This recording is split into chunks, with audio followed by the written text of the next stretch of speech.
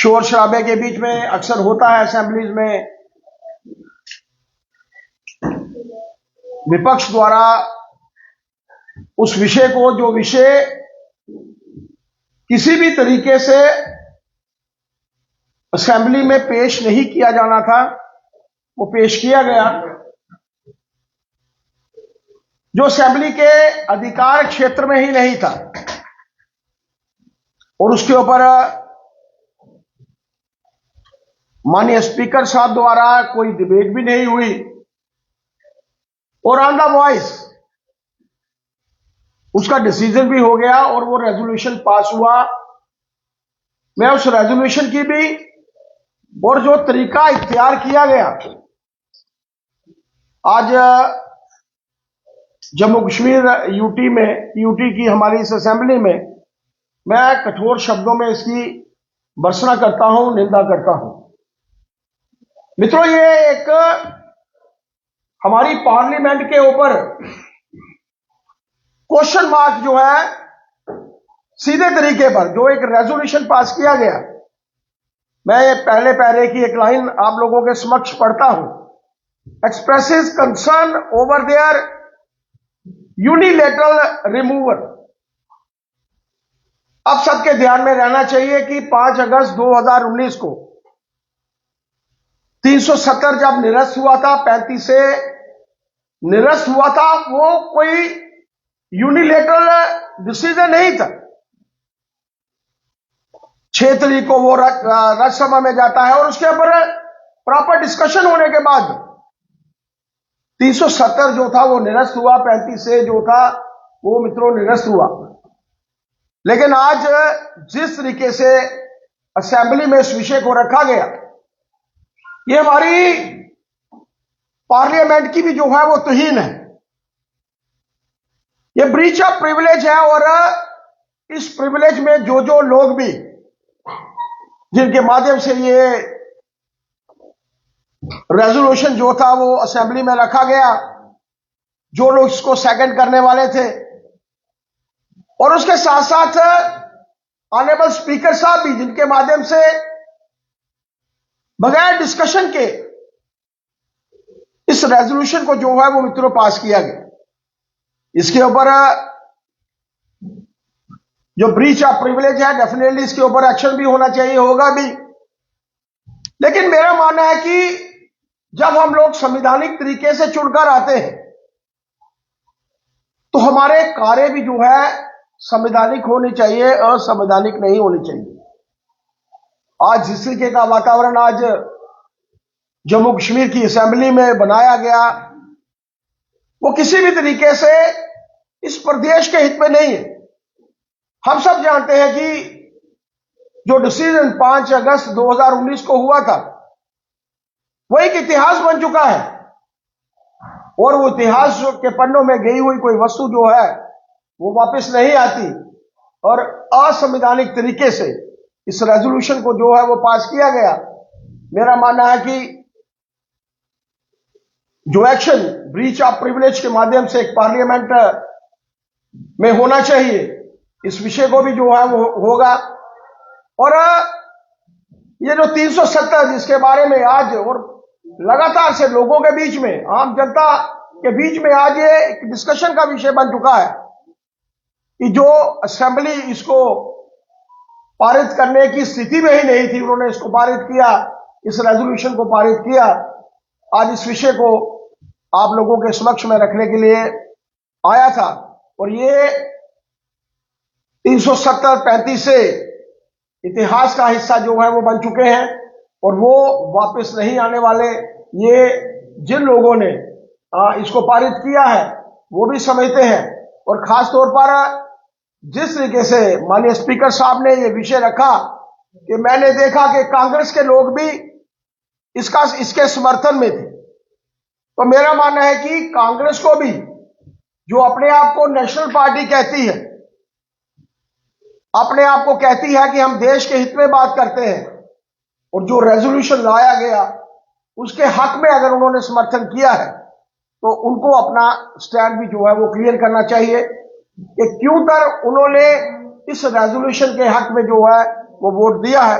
इस रेजोल्यूशन के विषय में जो भी बातचीत उनको करनी है वो डेफिनेटली आगे आकर, हालांकि इस विषय में उन्होंने अभी तक कोई बात जो है वो नहीं रखी है, ना अपने स्टैंड उनके फेवर में बोला है, ना उसके विरुद्ध बोला है, लेकिन सीधे तौर पर आकर उनको मीडिया को बताना चाहिए कि वो क्या इसके पक्ष में है या इसके विपक्ष में है। मित्रों, आज इस विषय को लेकर माननीय चीफ स्पोक्स पर्सन के साथ डिप्टी सीएम, पूर्व डिप्टी सीएम साहब के साथ, एमएलसी साहब के साथ और मीडिया सेक्रेटरी के साथ मैंने आप लोगों के समक्ष इस विषय को रखा है। आप में से कोई बातचीत करना चाहता है, कोई क्वेश्चन पूछना चाहता है? सर, लोकसभा सेक्रेटरी को क्या बीजेपी की तरफ से लिखा जाएगा, क्योंकि आपने बात की ब्रीच ऑफ प्रिविलेज की, तो क्या लोकसभा सेक्रेटरी को लिखा जाएगा इस बारे में, क्योंकि लोकसभा से ही और राज्यसभा से पारित हुआ? बिल्कुल, और ये विषय जो है आप लोगों के सामने है, मैंने इसलिए रखा क्योंकि जो असेंबली है ये that is being created by the statute, और जो भी स्टैट्यूटरी बॉडी है उसको स्टैट्यूटरली एक्ट करना होता है, संवैधानिक तरीके से एक्ट करना होता है, असंवैधानिक तरीके से एक्ट नहीं करना होता। ऐसे समय में डेफिनेटली हम लोग इस विषय को लेकर भी और चिंतित हैं, हम लोग इस विषय को लेकर 5 अगस्त 2019 के बाद जो डेवलपमेंट का वातावरण जम्मू कश्मीर में बना है, जो एक शांति का माहौल जम्मू कश्मीर में बना है, और आप सबके ध्यान में होगा कि एक इतना बड़ा चुनाव हुआ, कितने दिन लगातार चलता रहा, 90 सीटों के ऊपर चुनाव लड़ा गया, कोई अनटूवर्ड इंसिडेंट नहीं होता, क्योंकि इस और यूटी को उस वक्त एलजी एडमिनिस्ट्रेशन के माध्यम से चलाया जा रहा था। जब आप लोग इन परिस्थितियों में वैसा एक्ट करते हैं तो कारण यही होता है कि जम्मू कश्मीर की अच्छी परिस्थितियां शायद कुछ लोगों को अच्छी नहीं लग रही, वो यहां का वातावरण कैसा रखना चाहते हैं, कैसा बनाना चाहते हैं। कांग्रेस का, नेशनल कॉन्फ्रेंस का स्टैंड 2016 में क्या था, आप लोगों के ध्यान में होगा। क्या वैसी परिस्थितियां क्रिएट करने की कोशिश हो रही है? ऐसे समय में जरूरत है, और उस विषय को हम लोग डेफिनेटली जो ब्रीच ऑफ प्रिविलेज की बात है पार्लियामेंट में, उस विषय को लेकर भी हम लोग जो है डेफिनेटली बात करें। शर्मा साहब, आपसे इस रेजोल्यूशन को पेश किया गया और विधानसभा में पास करवाया, आपको लगता है कि एपी कांग्रेस ने बहुत स्मार्ट मूव किया है कि पहले तो उन्होंने जम्मू को जो रिप्रेजेंट कर रहे थे सुरेंद्र चौधरी, उनके द्वारा इस रेजोल्यूशन को पेश करवाया, दूसरी तरफ उन्होंने कहीं पर भी धारा 370 या 35 के वर्ड का इस्तेमाल नहीं किया, उन्होंने स्पेशल स्टेटस और कॉन्स्टिट्यूशनल गारंटीज का वर्ड का जो है वो इस्तेमाल किया। ऐसा है कि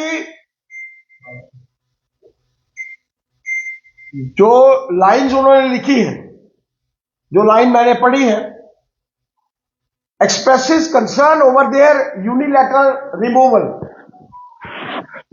तो वो 370 को लेकर 35A को लेकर ही थी। तोड़ मड़ोड़ कर विषय को उन्होंने रखने की कोशिश की है, लेकिन जैसे मैंने कहा ब्रीच उन्होंने किया है, और इसका खमियाजा भी ऐसे लोगों को भुगतना चाहिए, भुगतना भी पड़ेगा। और ये कोई वैसी बात नहीं है, स्पेशल स्टेटस जब उस समय में दिया गया था, वैसी परिस्थितियां, मैंने जैसे पहले कहा कि कोई ये लोग नहीं चाहते कि जम्मू कश्मीर का विकास हो। कभी आप लोगों के ध्यान में आया होगा कि 370-35A का फायदा किसको था? वो 100 परिवारों को फायदा था। वो 100 परिवार आज भी जो है वो चिंतित है कि कैसे उस नुकसान की भरपाई की जाए जो 2019 से लेकर आज तक उनको हुआ है। तो शायद ऐसा ही वातावरण जो है उनके माध्यम से क्रिएट किया जाए। शर्मा साहब, उनके घोषणा पत्र में तो पहले से ही उन्होंने रखा था कि 370 और 35A के ऊपर प्रस्ताव पास किया जाए जैसे ही उनकी सरकार बनी। भारतीय जनता पार्टी ने 26% मत लेकर जम्मू कश्मीर की सबसे बड़ी पॉलिटिकल पार्टी जो है भारतीय जनता पार्टी बनी है।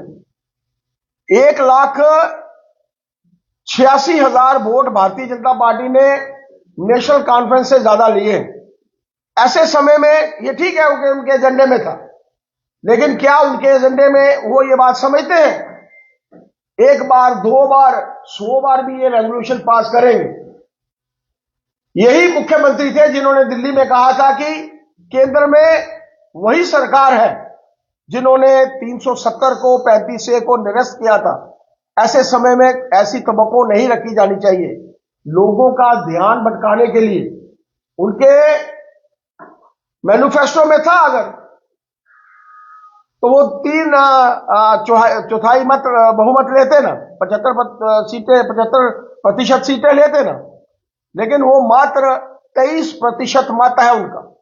और 23% मत में भी इतनी सफिशिएंट सीटें नहीं है। जैसे मैंने पहले कहा कि कांग्रेस को भी अपना स्टैंड जो है वो क्लियर करना चाहिए।